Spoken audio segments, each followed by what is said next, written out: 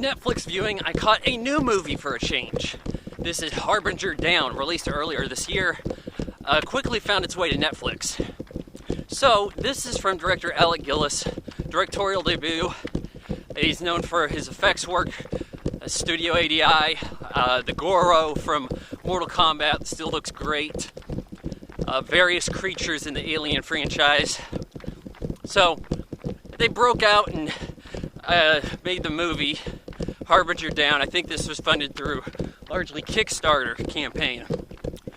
And yeah, what I'm going to say is not good about it, but I think that fits with the consensus, so you shouldn't be like completely angry. So here goes.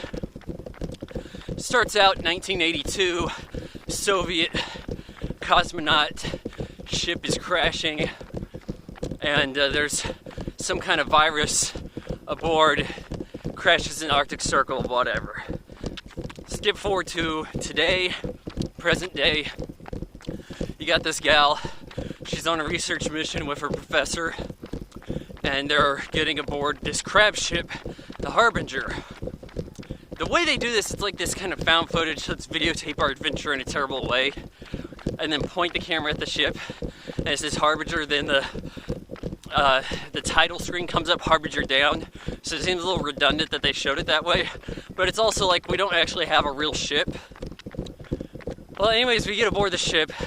Her grandpa, Lance Henriksen, is the guy running the crab vessel. They're doing this research mission to check out beluga whales.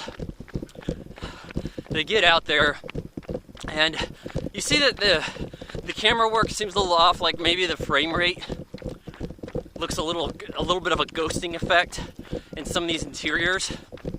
And I'm not that convinced that the interiors look like a ship inside.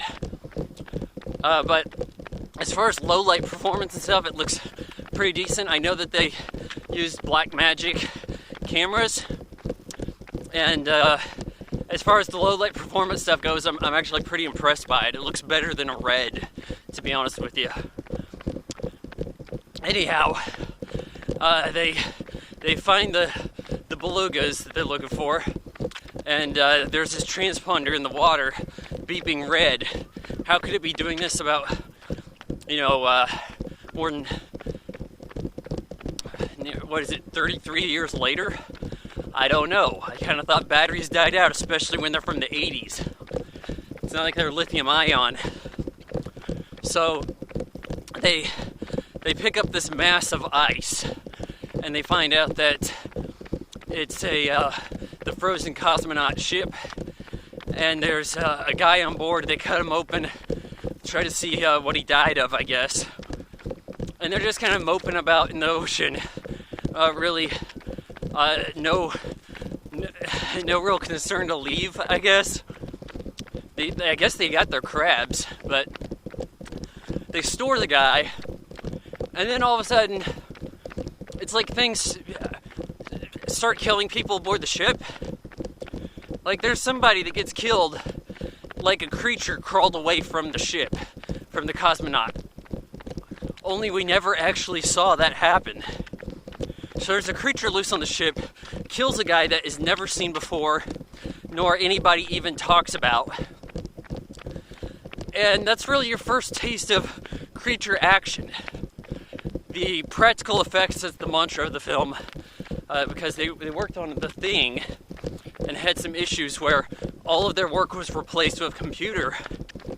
And their work on The Thing looked good, so people wanted to see kind of what that would look like if they actually got to use their effects. This gives you a little bit of that. I'll bet on a shorter budget. Now, the guys aboard the ship, they start acting like The Thing, so it's basically The Thing aboard the ship. They're like, we don't know who's one of them, who's a creature, whatever. And then all of a sudden, one of them starts turning, the college professor guy. And I'm kind of like, what exposure did you have? Like, you were kind of in eyesight of everybody. And, like, some tentacle spikes come out of his back. Kind of like the human version of those cones on the back of the alien xenomorphs. And I'm just thinking, yeah, I know that looks pretty neat. But how does this work exactly? Then it's like people think that they got some of that on them, so they're going to turn. Before you know it, everybody's getting picked off. This Russian girl aboard the ship says that she's a Soviet spy, or rather consultant, and that they've been tasked with boarding these shipping vessels looking for this experimental stuff from Russia. That a sub is going to come by, pick her up, and then blow it up. And it's like, wow, that sucks for everybody else. But what dedication. You guys spent over 30 years kind of sort of looking for this stuff. Anyways, the creature attacks her. More people get killed. Lance Henriksen gets exposed. And he's like, no, some of it's on me. It's going to turn me. You got to ice the ship, Sadie. Sadie's the chick from the beginning. His granddaughter. And so she crashes it into like an iceberg. And that looked pretty good. But there's a lot of things in the movie where it's like, you know, you kind of wussed out. This guy, they light him up on fire.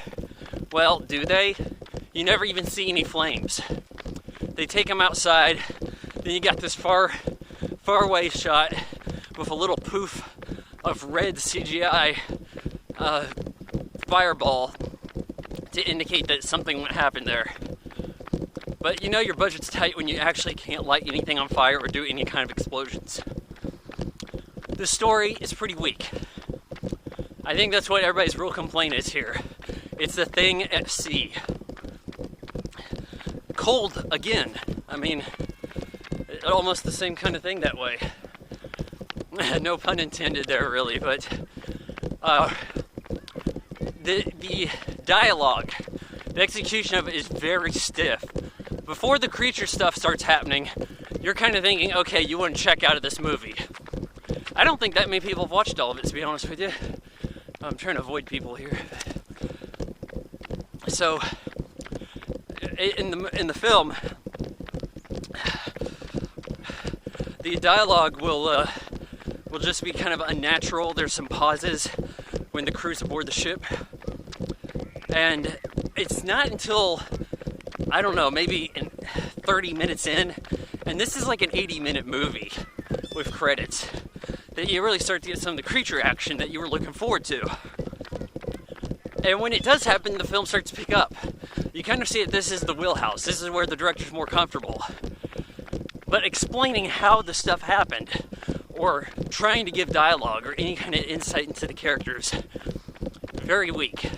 The performances are not good enough to make up for that. I give Harbinger Down 1.5 out of 4 stars.